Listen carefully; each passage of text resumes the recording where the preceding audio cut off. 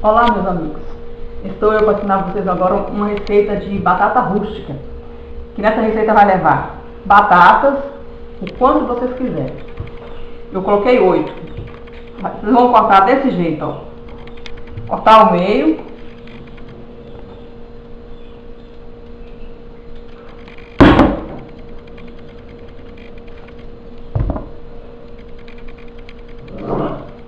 e dividir assim, vai ficar assim desse jeito, ó. Deixa eu ficar assim. Vai levar orégano nessa receita, vai levar azeite e sal. Você vai pegar essas batatas assim cortadas desse jeito e vai pré-cozinhar ela por 6 minutos no fogo. Aí depois que eu pré-cozinhar elas, eu volto para ensinar vocês como é que vai fazer. Ferver por 6 minutos. Olha, começou a ferver. Daqui a pouco nós voltamos. Depois de cozidas, ó, e escorridas, agora eu vou pôr no tabuleiro.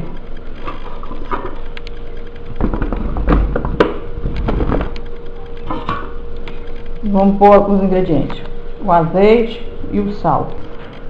Vamos pôr o azeite.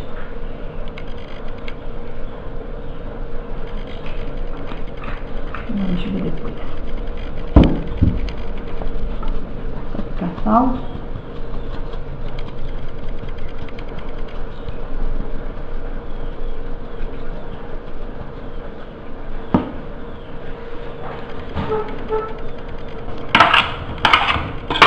Misturar com o azeite.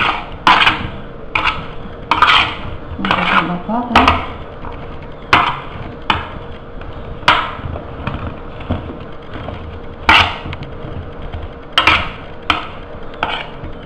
Tá bem? Azeite. Aí vamos arrumar aqui direitinho. Tem que deixar uma separada da outra para poder fritar. Fritar não, assar assim, ficar crocante. Não pode deixar ela junta não. Aí nós vamos levar ao forno. Depois de assada eu vou mostrar pra vocês. Agora eu vou levar ao forno. Em média assim a gente faz 40 minutos. De vez em quando Só que quando chegar na metade do tempo, é bom vocês dar uma virada. Entendeu? Então é isso aí. A nossa receita ficou pronta. Espero que vocês gostem. Ó, eu gosto. É uma receita simples, né? Mas muito saborosa. Bom para acompanhar um frango assado, né?